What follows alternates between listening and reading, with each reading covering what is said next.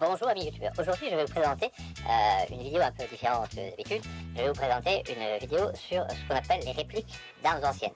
Et donc sur Naturabet, j'ai acheté deux répliques d'armes anciennes, donc un Bowie knife, un couteau Bowie qui est soi-disant un couteau qui représente un couteau offert aux officiers de l'armée américaine.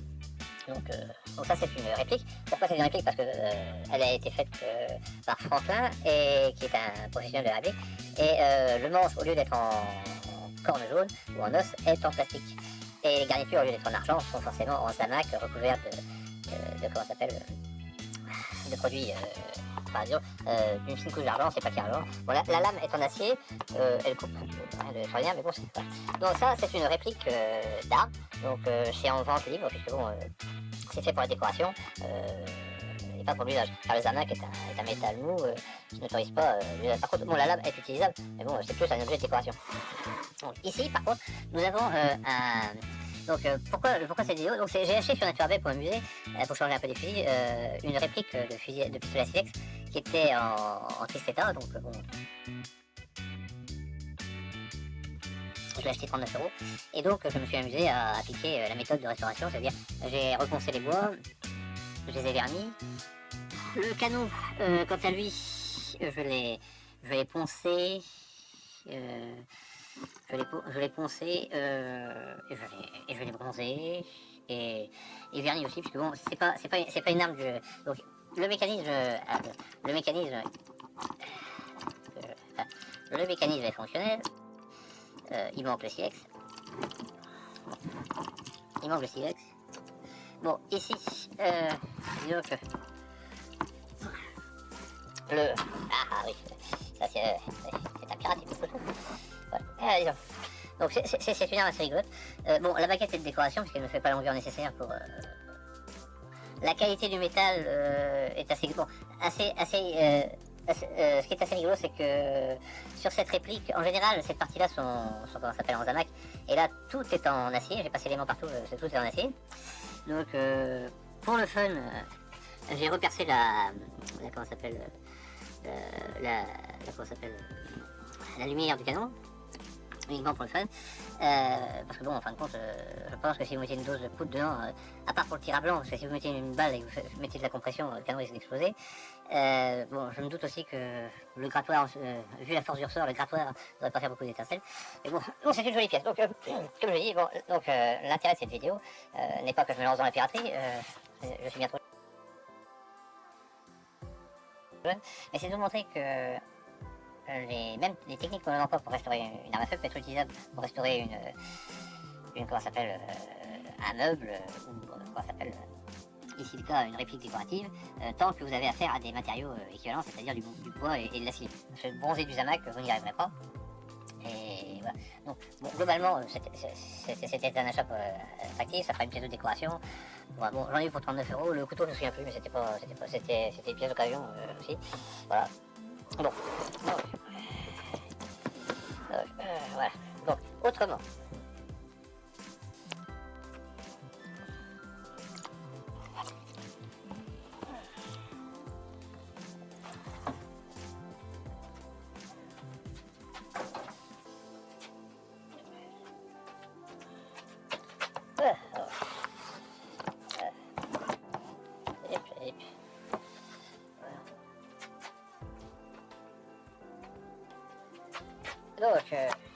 Donc sur Naturabet, j'ai acheté un fusil que je n'ai pas encore restauré, donc par pure curiosité, chez Gun & Co, qui est un excellent fournisseur d'armes d'occasion. Alors si j'ai commencé un peu à la restaurer, j'ai modifié la plaque de couche, parce qu'il y avait une plaque de couche qui était complètement pourrie, donc j'ai fait une plaque de couche. Bon, là c'est du provisoire, parce que les vis sont pas nickel, ne sont pas adaptées. Mais bon. Donc ici nous avons affaire à un fusil très intéressant au point de vue historique, car c'est un fusil artisanal anglais.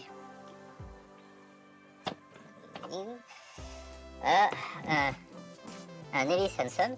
Donc ce fusil que j'ai acheté pour 61 €, parce que bon il est restauré, qui ne présente pas de gros défauts majeurs, hein. La percussion est bonne, la sécurité est fonctionnelle, les canons ne sont pas piqués, il est complet. Bon, le principal défaut c'est un petit éclus là, mais bon ça se va pas. Les bois sont sont à repenser un petit peu, vernir, améliorer, et les canons sont globalement à rebronzer un petit peu, on les manque, il est complet, donc rien de spécial. Donc quel est l'intérêt de ce fusil? C'est justement que c'est un Ellis Henson, et selon mes recherches, en parfait état, ce fusil-là peut se négocier aux alentours des 1500, 1500 euros. Pourquoi? C'est un artisan très réputé anglais, et donc voilà. Bon, ici on a un modèle extracteur, et voilà l'astuce. Et le même modèle en éjecteur, il y en a un à vendre sur Gun International à 2500 livres sterling, et je crois qu'il a été vendu. Mais bon, comme je ne suis pas armurier professionnel, je n'ai pas de licence pour la collector, donc je ne vends pas à l'international. Voilà, donc bon, le bois est très joli, bon, mais bon, il demande une restauration. Les canons sont nets. Donc comme je dis souvent, sur Naturavet, c'est un peu comme un farfouille, quand on cherche on trouve, à des prix raisonnables. Bon. Mais bon, après, bien sûr, il va falloir investir un peu d'huile de coude pour redonner ses charmes longtemps. Bon, on voit ici que la capucine a une forme tout à fait particulière. Voilà. Voilà. Bon. Donc globalement, c'est le prochain chantier de restauration. Donc c'est une arme qui est certainement du début, qui est assez ancienne. Hein. Vu l'état global, je dirais, à vue de nez, hein, vu le style de finition, ça c'est typique des années, je dirais, 1910, par là, année 20, minimum année 20. On voit que tout est une jolie... on voit aussi qu'il y a de l'oxydation. Donc, ce fusil m'a été vendu pour un 12,70, c'est fort probable, je pense que c'est plutôt un 12,67 ou 65. Donc, comme je dis souvent, bon, il ne faut pas s'arrêter forcément sur l'aspect extérieur d'une arme avant d'acheter. Il faut bien regarder ses qualités intrinsèques. Déjà qui l'a fabriqué, d'où elle vient, voilà. Parce que bon, on est plus dans le domaine de la collection. Bon, ce fusil est totalement utilisable en chasse, parce qu'il est percute, même dans son état actuel. Mais il mériterait un petit coup de neuf, enfin de mise à jour. Bon, on voit qu'il y a eu une oxydation, il y a eu quelques des points d'oxydation, mais ça c'est normal, parce que bon, on doit avoir affaire à une arme relativement ancienne. J'essaie de faire des recherches pour le dater, mais bon, ça c'est... On va voir un peu sur le canon.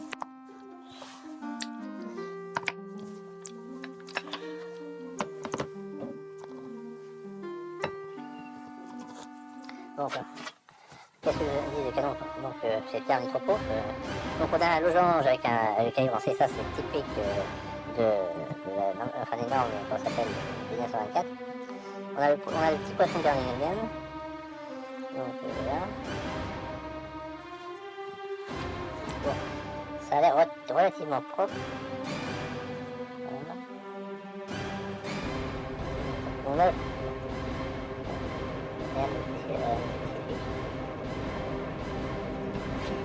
pas plus. Quant à la bascule, déjà bon, un numéro relativement faible, hein, 2540.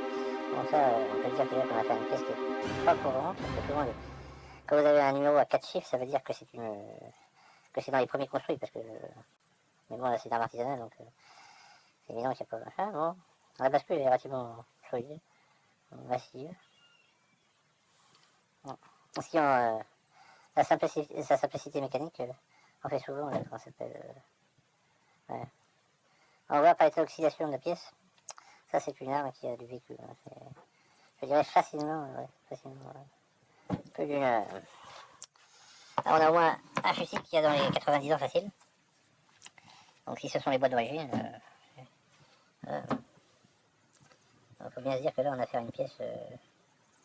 Donc là on voit qu'il y avait eu un éclat et l'ancien propriétaire a mis un clou. À l'époque il faisait les maillots. Donc, voilà. Donc souvent, quand vous achetez un fusil d'occasion, vous découvrez des petits défauts logiques, puisque bon, ce sont des armes véhicules. Donc pour la restauration, il va falloir que je démonte la bascule, que je démonte la longuesse, que je désoxyde, que je nettoie. Voilà, ça va prendre un certain temps. Bon, c'est le futur projet.